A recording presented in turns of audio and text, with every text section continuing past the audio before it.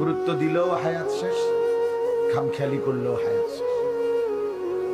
কাজে লাগাইলেও জিন্দেগি শেষ, কাজে না লাগাইলেও জীবন শেষ। বাসর রাতও ভোর হয়, জেলখানার রাতও ভোর হয়।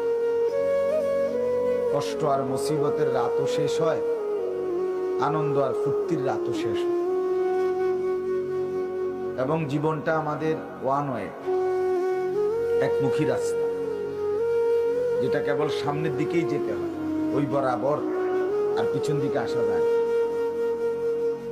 এইখানে আমরা যারা কল্পনা করেন, আমরা যারা বসেছি, কেউ ইচ্ছা করলে আজকের দুপুরে আমরা আর ফিরে যাইতে পারবো?